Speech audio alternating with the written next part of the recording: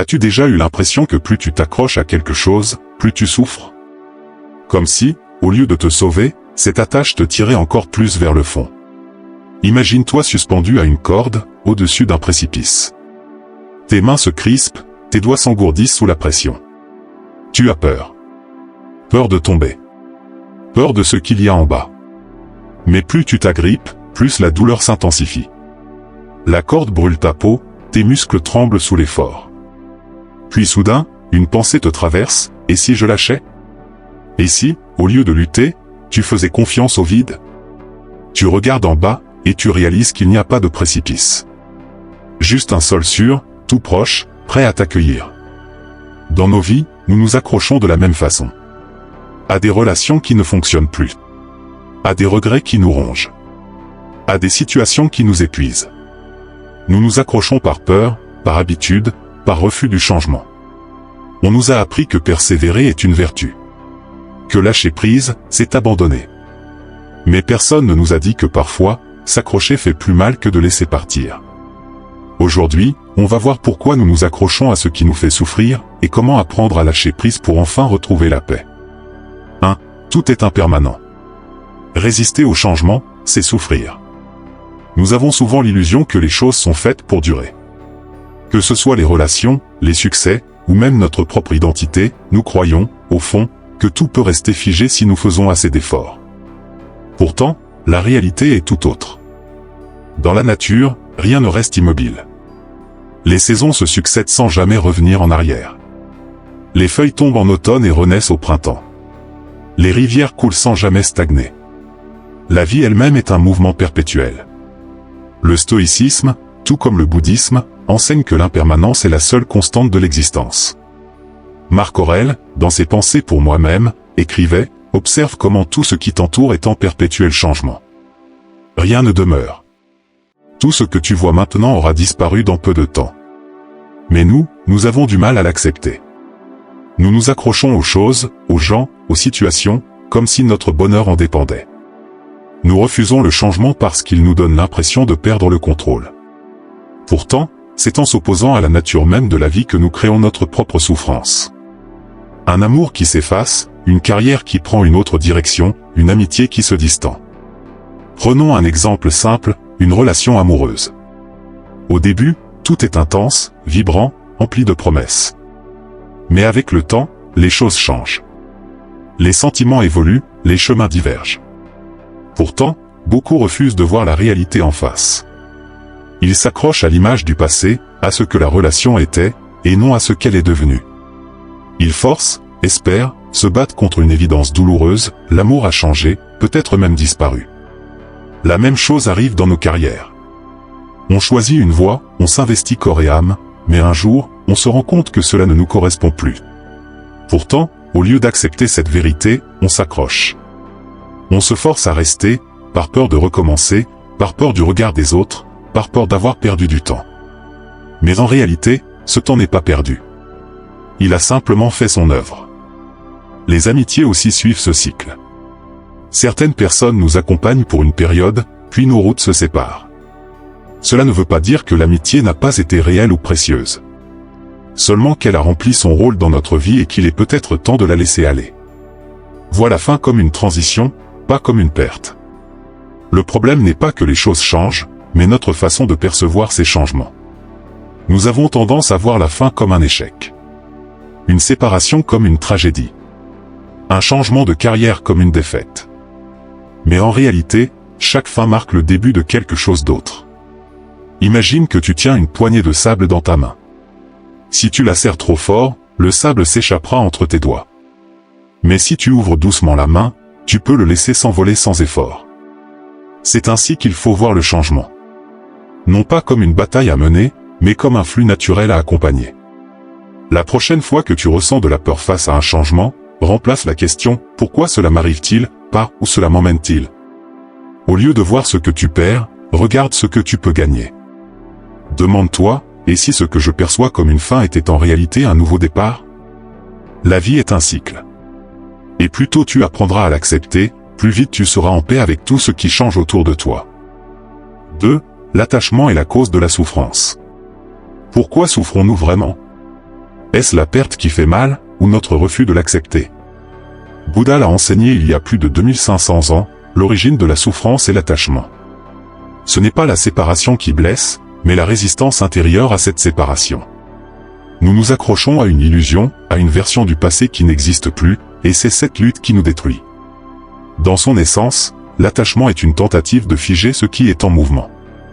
Nous voulons que les choses restent comme elles étaient, que les personnes ne changent pas, que nos sentiments demeurent intacts. Mais la réalité, elle, suit son cours sans nous demander notre avis. Plus nous essayons de retenir ce qui s'échappe, plus nous souffrons. Quand le passé devient une prison. Prenons un exemple, une rupture amoureuse. Imagine une personne qui, après une séparation, refuse d'accepter la réalité. Elle passe ses journées à revivre les souvenirs, à chercher des signes dans le passé, à espérer un retour. Chaque chanson, chaque lieu lui rappelle ce qui a été perdu. Elle est prisonnière d'un temps révolu. Son malheur ne vient pas de la rupture elle-même, mais de son attachement à une histoire qui appartient au passé. D'un autre côté, une autre personne vit la même séparation, mais elle choisit d'accepter. Elle ressent la douleur, bien sûr, mais elle ne lutte pas contre elle. Elle comprend que cette relation a eu son temps et qu'il est maintenant terminé. Petit à petit, elle se reconstruit, elle avance, elle retrouve une paix intérieure que l'autre, englué dans ses regrets, ne pourra pas atteindre tant qu'il s'accrochera. Ce schéma ne concerne pas seulement l'amour. Il s'applique à tout. Une personne qui refuse d'accepter que son rêve d'enfance n'est plus fait pour elle, et qui s'obstine dans une carrière qui l'étouffe. Quelqu'un qui s'accroche à une amitié qui n'existe plus que dans sa tête, incapable d'accepter que les chemins ont divergé.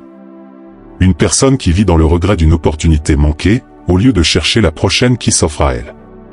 Dans chaque cas, le problème n'est pas la perte en elle-même, mais l'attachement au passé, à une illusion, à quelque chose qui n'existe plus. Lâcher l'attachement, c'est retrouver la liberté. On confond souvent le lâcher-prise avec la résignation. Pourtant, c'est tout le contraire, c'est une forme de liberté. En cessant de s'accrocher à ce qui échappe à notre contrôle, on allège notre esprit et on avance plus sereinement. Les stoïciens nous rappellent que notre pouvoir réside dans notre manière de réagir aux événements, et non dans les événements eux-mêmes. Comme le disait Marc Aurèle, si tu es affligé par quelque chose d'extérieur, la douleur ne vient pas de la chose elle-même, mais de l'idée que tu t'en fais. Et tu as le pouvoir de la changer. Ce n'est pas la perte qui fait souffrir, c'est la manière dont nous la vivons. Nous avons deux choix, nous accrocher à la douleur, ou accepter et avancer. Alors, fais l'inventaire de tes attachements. Prends un moment pour observer ta vie. Quelles sont les choses auxquelles tu t'accroches encore? Une relation? Un regret? Une ancienne version de toi-même?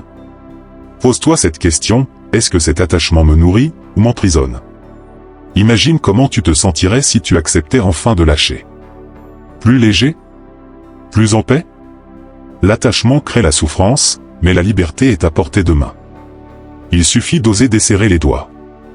3. Plus tu forces, plus tu te brises. La vie est une force bien plus grande que nous.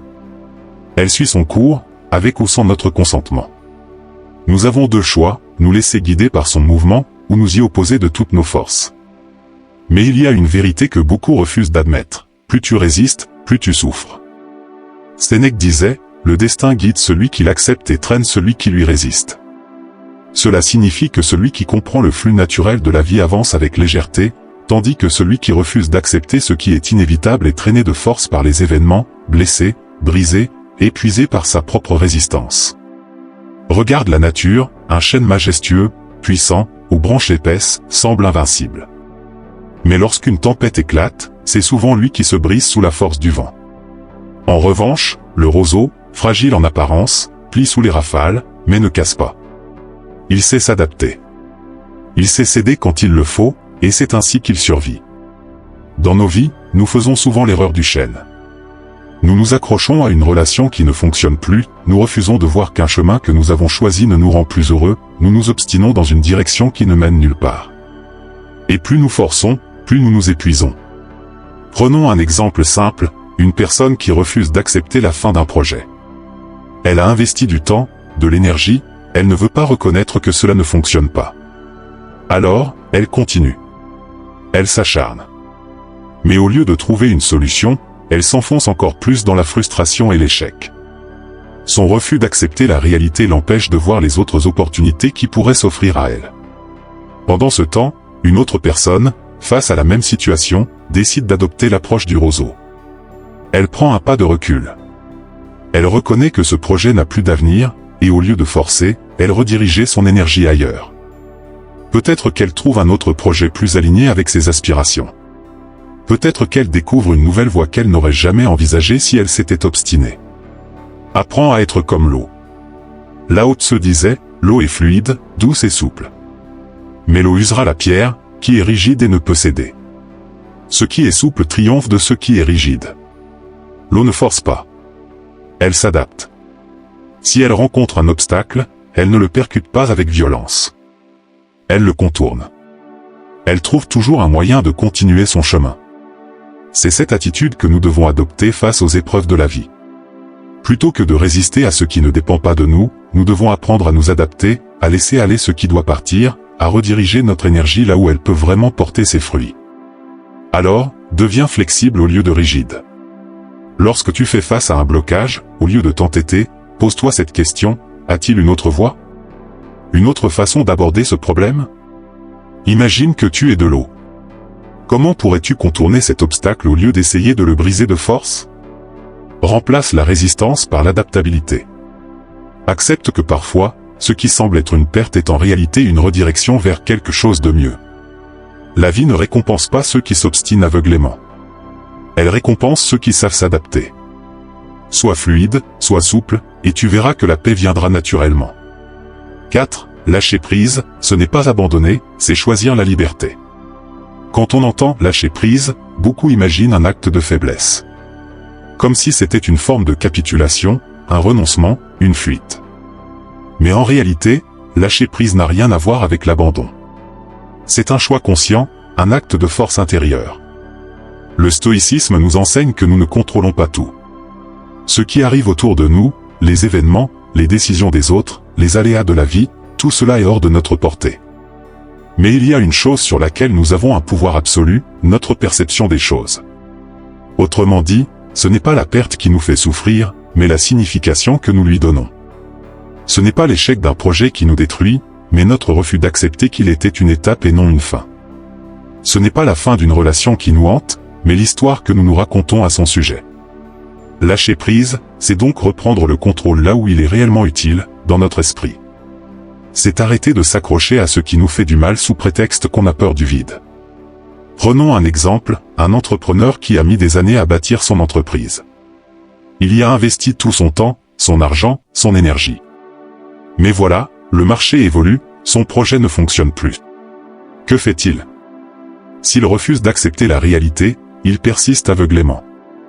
Il s'accroche, il s'endette, il refuse de voir que la voie qu'il suit le mène droit dans un mur. Et au final, il perd tout. À l'inverse, un autre entrepreneur, confronté à la même situation, décide de voir les choses autrement. Il prend un pas de recul et réalise que son projet ne fonctionne plus, non pas parce qu'il n'a pas de valeur, mais parce que le monde a changé. Plutôt que de lutter contre l'inévitable, il pivote. Il réinvente son approche, il cherche de nouvelles opportunités. Il transforme une fin apparentant un nouveau départ. Et souvent, c'est dans cette capacité à lâcher l'ancien pour embrasser le nouveau que réside le vrai succès. Ce raisonnement s'applique à tout dans la vie. Un sportif qui persiste malgré une blessure et détruit son corps, alors qu'il aurait pu se réorienter et exceller autrement. Une personne qui s'obstine à garder une amitié toxique par nostalgie, au lieu d'accepter qu'elle mérite des relations plus saines. Quelqu'un qui s'accroche à une routine qui ne lui convient plus, simplement parce qu'il a peur du changement. Lâcher prise, c'est ouvrir la porte à autre chose. Nous avons peur de lâcher, car nous avons peur du vide. Mais ce que nous oublions, c'est que ce vide est nécessaire. Il crée l'espace pour quelque chose de nouveau. Quand on lâche un poids trop lourd, ce n'est pas une perte. C'est un soulagement. Quand on cesse de s'accrocher à une situation qui nous fait souffrir, ce n'est pas un échec. C'est une libération. Pose-toi souvent la bonne question. Est-ce que je m'accroche parce que c'est bon pour moi, ou par peur de l'inconnu? Si ce que tu tiens entre tes mains te fait souffrir, pourquoi continues-tu à le serrer? Imagine ta vie dans un an, est-ce que rester attaché à cette chose te mènera vers plus de bonheur, ou plus de souffrance? Lâcher prise, ce n'est pas perdre. c'est s'alléger pour mieux avancer. 5. Accepter, c'est se libérer. Nous passons une grande partie de notre vie à lutter contre ce qui est. Nous résistons à la réalité, nous voulons qu'elle soit différente, nous nous accrochons à des regrets, à des « et si », à des « j'aurais dû ». Mais toute cette lutte intérieure ne change rien, si ce n'est nous enfermer dans la souffrance. Marc Aurèle disait « Accepte ce qui est, et sois heureux avec ce que tu as ». L'acceptation n'est pas une résignation. Ce n'est pas baisser les bras ni abandonner. C'est simplement reconnaître la vérité telle qu'elle est, sans filtre, sans illusion. C'est arrêter de gaspiller notre énergie à vouloir modifier l'inchangeable, et l'utiliser pour avancer. Quand on accepte, on ne subit plus. On reprend le contrôle. Celui qui accepte son passé retrouve la paix. Prenons un exemple, une personne qui vit dans le regret. Elle ressasse une erreur, un choix qu'elle aurait aimé faire différemment. Elle se torture, se demande encore et encore comment les choses auraient pu être meilleures si elle avait agi autrement. Mais peu importe combien de fois elle refait le passé dans sa tête, la réalité reste la même. En refusant d'accepter, elle se condamne à revivre son erreur sans cesse, comme une chaîne qui la retient au sol. Mais s'il lui venait à l'esprit de simplement accepter. Accepter que ce qui est fait est fait. Accepter qu'on ne peut pas réécrire l'histoire. Accepter qu'on a fait de son mieux avec les connaissances et les capacités qu'on avait à ce moment-là. Si elle choisissait cette voie, une chose incroyable se produirait. Elle serait enfin libre. Elle cesserait de gaspiller son énergie sur un passé figé, et pourrait l'utiliser pour construire son présent. L'acceptation, un bouclier contre la souffrance. La vie nous confronte sans cesse à des pertes, des échecs, des déceptions. Certains passent leur existence à se débattre contre ces réalités, à refuser d'admettre que les choses ont changé, que le passé est passé. D'autres, en revanche, choisissent d'accepter et d'avancer. Une personne qui accepte qu'une relation est terminée guérit plus vite et ouvre la porte à un nouvel amour. Quelqu'un qui accepte un échec professionnel peut en tirer une leçon et rebondir plus haut. Une personne qui accepte une période difficile au lieu de la combattre trouve plus vite la sérénité. L'acceptation est une forme de sagesse. Elle ne signifie pas que tout est parfait, mais qu'on arrête d'ajouter de la souffrance inutile à une situation déjà douloureuse. Voici un exercice simple pour libérer ton esprit. Prends une feuille de papier. Écris tout ce que tu refuses d'accepter en ce moment. Une situation, une perte, un échec, une trahison, un regret. Pose-toi une question simple, refuser d'accepter change-t-il quoi que ce soit à la réalité? Observe la réponse. Si la réponse est non, et elle le sera, alors pourquoi continuer à porter ce fardeau? Accepter, ce n'est pas dire que tout va bien. C'est simplement choisir d'arrêter de souffrir inutilement. C'est là que commence la vraie liberté. Lâcher prise, ce n'est pas perdre. C'est s'alléger. C'est comprendre que la vie avance, avec ou sans nous, et que notre paix dépend de notre capacité à suivre son mouvement plutôt qu'à lui résister. Trop souvent, nous nous accrochons à des illusions, à des choses qui ne sont plus, par peur du vide, par peur de l'inconnu. Mais le vrai courage, ce n'est pas de tout retenir à tout prix. Le vrai courage, c'est d'ouvrir les mains et de faire confiance. Parce que derrière chaque fin, il y a un nouveau commencement. Parce qu'au moment où tu acceptes de laisser aller ce qui doit partir, tu crées enfin l'espace pour accueillir ce qui doit venir. La souffrance n'est pas dans le lâcher-prise, elle est dans la résistance. Alors choisis la liberté.